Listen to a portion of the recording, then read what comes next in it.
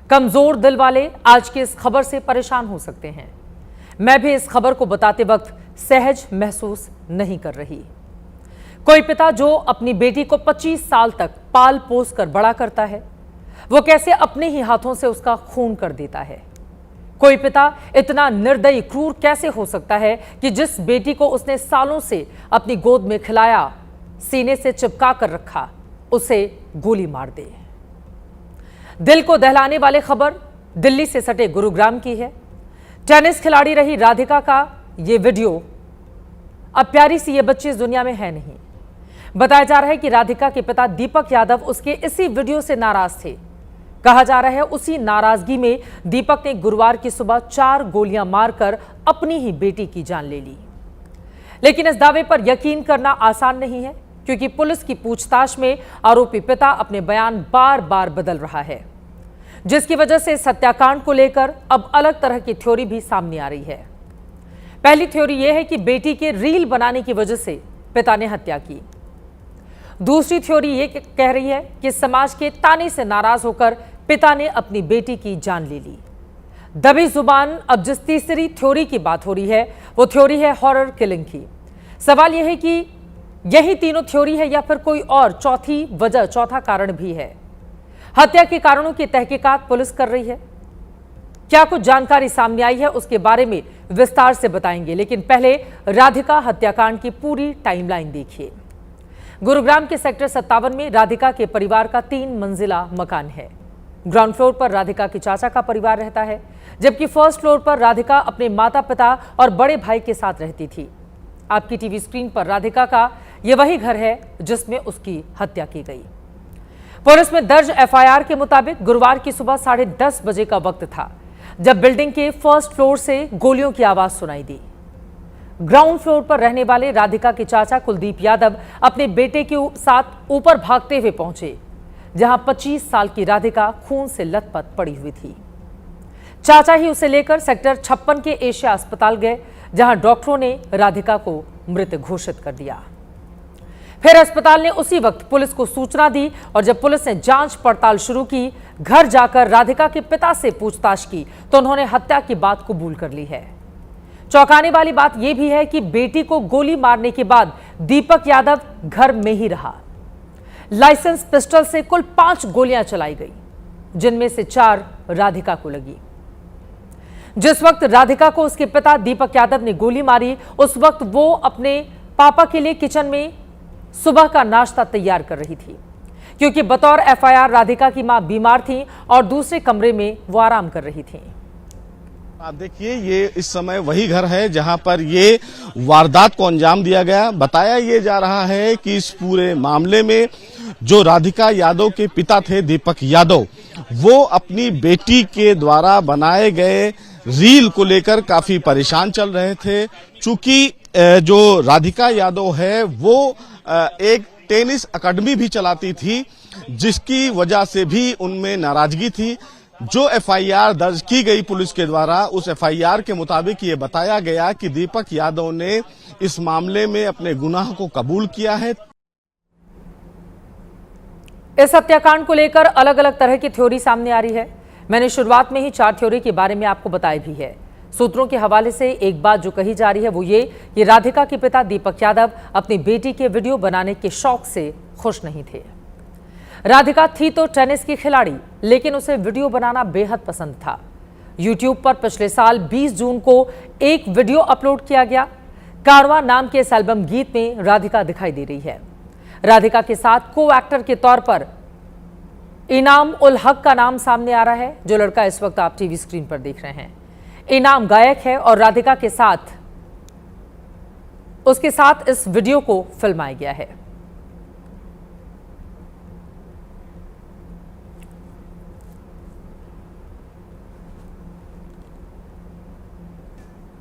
कुछ media reports में दावा किया जा रहा है कि दीपक यादव ने बेटी का सोशल मीडिया अकाउंट डिलीट कर दिया था। राधिका से पिता दीपक यादव ने इस एल्बम वाले वीडियो को भी हटाने के लिए कहा था, जिसकी वजह से दोनों में कहासुनी हुई थी। अब जो दूसरी थ्योरी सामने आ रही है, उस पर आसानी से विश्वास नहीं किया जा सकता, क्योंकि इसमें सवाल ही सवाल हैं। एफआईआर के मुताबिक हत्या के कारण की जो वजह बताई जा रही है वो वजह है टेनिस एकेडमी। 25 साल की राधिका टेनिस की उम्दा खिलाड़ी थी। देश विदेश में उसने कई अवार्ड जीते। स्टेट लेवल से लेकर नेशनल लेवल तक की अच्छी रैंकिंग मिली हुई थी। बताया जा रहा है कि राधिका को पिछले साल चोट लग गई, जिसकी वजह से उसने टेनिस एकेडमी खोल ली थी। एबीपी न्यूज को एक वीडियो भी मिला है जिसमें राधिका बच्ची को टेनिस सिखाती हुई दिखाई दे रही है। गुरुग्राम के सेक्टर 57 में टेनिस एकेडमी है। बताया जा रहा है कि इस एकेडमी को खोलने के लिए पिछले साल दीपक यादव ने खूब खर्च किए थे। यहीं पर राधिका रोज बच्चों को टेनिस की ट्रेनिंग देती। इस एकेडमी को उसने कुछ दिनों पहले छोड़ दिया था। इन दिनों गुरुग्राम के सेक्टर 61 की एकेडमी में वो ट्रेनिंग देने जाती। इस एकेडमी के हिस्से को किराए पर ले रखा था। अभी करीब 50 बच्चे यहां राधिका से ट्रेनिंग लिया करते थे। यहीं से एबीपी न्यूज के रिपोर्टर मनोज वर्मा की एक रिपोर्ट आपको दिखाते हैं, जिसके जरिए बहुत सारे सवाल आपके जहन में आएंगे।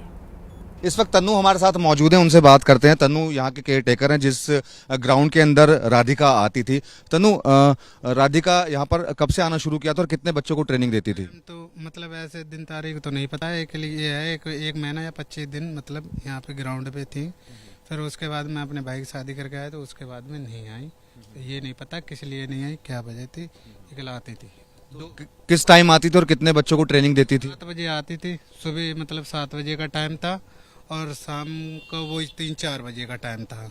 हाँ, बस यही टाइम था सर। तो वो अकेली आती थी या किसी और के साथ आती थी? टेम्पो से आती थी और मतलब अपने टेम्पो से चली जाती थी। कभी कभार बच्चों के साथ जो पेरेंट्स होते हैं उनके साथ चली जाती थी। कभी उनके पिताजी वगैरह कोई यहाँ पर आया? कोई नहीं आया सर, यहाँ पे कोई नहीं आया। पुलिस को दीपक यादव ने जो शुरुआती बयान दिया उसमें इसी टेनिस एकेडमी को हत्या की वजह बताया गया। राधिका के पिता दीपक की ओर से कहा गया, मेरी लड़की राधिका टेनिस की प्लेयर है और नेशनल तक खेली है, काफी ट्रॉफी भी जीती। कुछ दिन पहले कंधे में चोट लगी थी जिसकी वजह से वो खेल नहीं पा रही थी। उसने अपनी एकेडमी खोल रखी थी जहां बच्चों को ट्रेनिंग देती। जब मैं गांव में दूध लेने वजीराबाद जाता तो लोग मुझे कहते कि तुम लड़की की कमाई खाते हो, जिससे मैं काफी परेशान था। लोग मेरी लड़की के चरित्र पर उंगली उठाते थे। मैंने अपनी लड़की से टेनिस एकेडमी बंद करने को कहा, लेकिन उसने मना कर दिया। मेरे दिमाग में इसी की टेंशन रहती थी जो मेरे मान सम्मान को ठेस पहुंचाती, जिससे मैं काफी परेशान था और इसीलिए मैंने लाइसेंसी रिवॉल्वर से खाना बनाते वक्त उसकी हत्या कर दी। अब सवाल यह है कि क्या दीपक यादव ने जो शुरुआती बयान दिया है वो वाकई में सच है या फिर बात कुछ और है? कहीं दीपक पुलिस को गुमराह करने में तो नहीं लगा हुआ है? इस थ्योरी पर सवाल उठने की कई वजह हैं। पहले अफजल नाम के उस शख्स का बयान सुनिए जो टेनिस एकेडमी में राधिका और उसके पिता की बॉन्डिंग का गवाह रहा है। यहाँ पहले आती थी, सुबह भी आती थी 6 बजे से लेके 9-8 बजे तक। हाँ, मैम अच्छी थी और उनके पिताश्री भी अच्छे थे। कितने बच्चे आते थे खेलने आते थे, बहुत सारे आते थे, 20-22। उनके पिता क्या कभी आके नाराज होते थे? नहीं। अब मेरे कुछ सवाल हैं। क्या सिर्फ ताने की वजह से कोई पिता अपनी ही बेटी की हत्या कर देगा? अगर पसंद नहीं था तो फिर एकेडमी खोलने के लिए पिता ने ही पैसे क्यों दिए? दीपक ने अपनी बेटी राधिका के लिए क्यों महंगे टेनिस रैकेट खरीदे? एकेडमी को लेकर दीपक के मन में उलझन थी तो राधिका के साथ क्यों जाते थे? कहीं दीपक यादव ने ताने की मन गढ़ंत थ्योरी तो नहीं गढ़ी है? राधिका को जानने वाले बताते हैं कि वो स्वभाव से बेहद शांत और सौम्य लड़की थी, यानी झगड़ालू बिल्कुल नहीं। ऐसे में पिता की बात वो नहीं मान रही थी, इसीलिए हत्या कर दी। इस बात में दम दिखाई नहीं देता। हरियाणा टेनिस के सीईओ सुमन कपूर राधिका के स्वभाव के बारे में विस्तार से बता रहे हैं, सुनिए। बहुत अच्छी बच्ची थी, उसका आचरण, उसका डिसिप्लिन, उसकी binding of the team was fantastic. We had a very good opportunity of spending 1 week together. एक हफ्ता पूरे हम नेशनल गेम्स के दौरान गोवा में रहे 2023 में। सारी टीम उससे बहुत खुश थी, वो सबके साथ बड़ी खुश थी। कोई हमें दिक्कत किसी किस्म की उसके आचरण में, उसके दिमागी हालत में कुछ भी ऐसा कुछ नज़र नहीं आया कि कोई किसी से भी उसको कोई शिकायत रही हो, किसी को उससे कोई शिकायत रही हो। वैसे तो भारतीय समाज में बेटी अगर पैसे कमाए तो पिता को सुनाने वाले बहुत से लोग मिल भी जाते हैं। देश के बहुत से इलाके में बेटियों के काम करने को समाज आज भी अच्छा नहीं मानता, नहीं स्वीकार करता। अगर बेटी की कमाई से ही घर चल रहा है तो फिर समाज उसे स्वीकार करने में सहज नहीं हो पाता और परिवार के लोगों को ताने सुनाने लगता है। लेकिन इस केस में ताने वाली थ्योरी सवालों के घेरे में है, क्योंकि जिस पिता की कमाई हर महीने 5 से 10 लाख रुपए की हो, उसे कोई बेटी की कमाई खाने का ताना कैसे दे सकता है। दीपक यादव को आज गुरुग्राम कोर्ट में पुलिस ने पेश किया। ये उसी समय की तस्वीरें हैं। पुलिस ने 2 दिन की रिमांड मांगी थी, लेकिन कोर्ट ने 1 दिन की ही पुलिस कस्टडी दी है। एबीपी न्यूज को सूत्रों से जो जानकारी मिली है, उसके मुताबिक पुलिस ने कोर्ट में रिमांड को लेकर जो दलीलें दी हैं, उसमें हत्या में इस्तेमाल हथियार को बरामद करने, आरोपी के बार बार अपने बयान बदलने, पूछताछ में सहयोग नहीं करने, हत्या की असली वजह पता लगाने जैसी बहुत सारी बातें कही गई हैं। हालांकि पुलिस ने शाम को हथियार बरामद कर लिया। पुलिस को दीपक की कहानी पर शक है, क्योंकि दीपक आर्थिक रूप से काफी सक्षम है। पूरा परिवार हर तरह से मजबूत है। बेटी के करियर पर दीपक यादव ने पानी की तरह पैसे बहाए थे, करोड़ रुपए खर्च किए थे। खुद दीपक की कमाई हर महीने लाखों में है। ऐसे में बेटी की कमाई खाने वाले ताने की वजह से हत्या कर देने वाली बात पर शक हो रहा है। पुलिस को पहले दीपक ने टेनिस एकेडमी वाला बयान दिया। बाद में उसने ये कहा कि राधिका के सोशल मीडिया पर सक्रिय होना उसे पसंद नहीं था, इस वजह से हत्या की। सूत्रों के मुताबिक राधिका सोशल मीडिया इन्फ्लुएंसर बनना चाहती थी। इस वजह से वो कई सोशल मीडिया सेलिब्रिटी के संपर्क में भी थी। पुलिस सूत्रों का कहना है कि दीपक एक बयान पर टिक नहीं रहा, इस वजह से मोटिव साफ नहीं हो पा रहा। हालांकि रिमांड में लेने के बाद पुलिस ने जो बयान मीडिया को दिया है, उसमें सामाजिक ताने को ही वजह बताया गया है। ऑनर किलिंग या बाकी थ्योरी को शुरुआती जांच में खारिज किया गया है। अम्युनिशन बरामद करना है। जो सर्विस रिवॉल्वर था, तो उसने जो असला लिया था उस समय कितने अम्युनिशन खरीदे थे, वो अम्युनिशन ने जो हमारे 6 बरामद हुए हैं, बाकी बरामद करने हैं। अब कितने दिन की रिमांड मिली है? 1 दिन का मिला है। 1 दिन का मोटिव क्या बताया था? बता दी वही मोटिव कोई सर, क्या टेनिस एकेडमी से नाराज? हाँ वैसे उसी से। हाँ उसी से। तो लेकिन सर, इसका तो ऑलरेडी इतना किराया आता था, लाखों रुपए, फिर उसके बावजूद भी क्यों मारा, समझ में नहीं आया। ये कोई लव एंगल या फिर ऑनर किलिंग तो नहीं है? ऐसा कुछ नहीं है।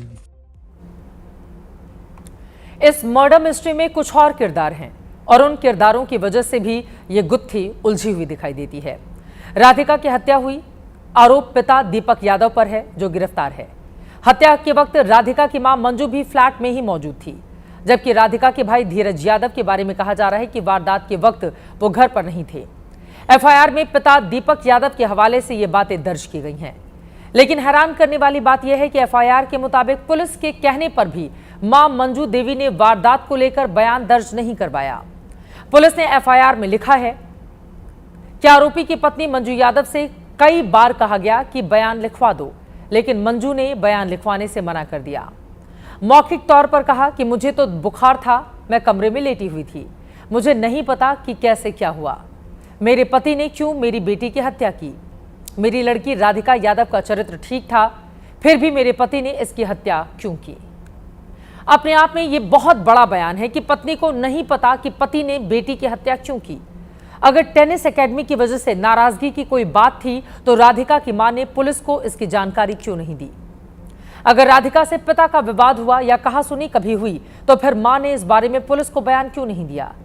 क्या राधिका की मां भी कुछ छिपा रही हैं? इस पूरे मामले में परिवार की ओर से भी मीडिया में अब तक कोई बयान सामने नहीं आया है। एक बाप ने बेटी को कथित तानों की वजह से गोली मार दी, जान ले ली, लेकिन पिता का कलेजा नहीं पसीजा।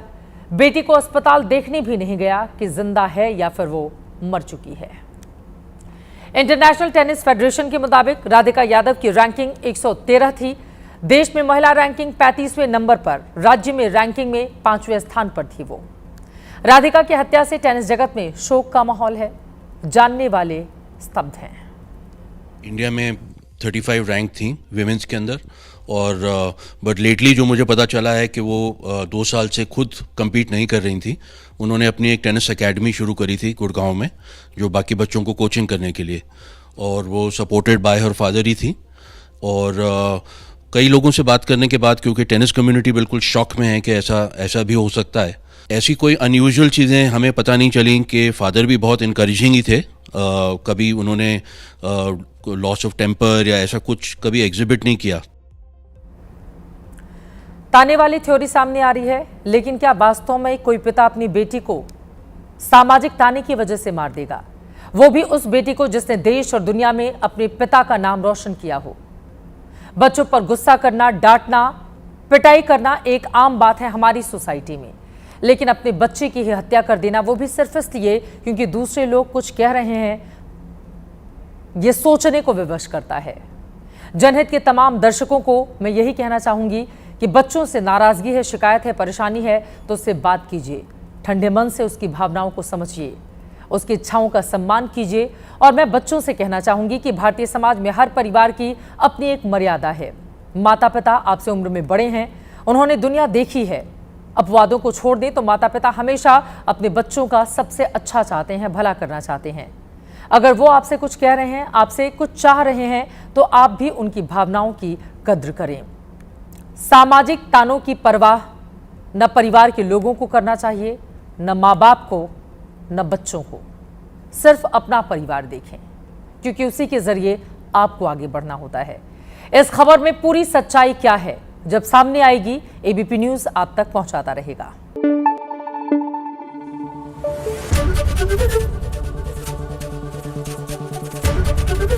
एबीपी न्यूज आपको रखे आगे।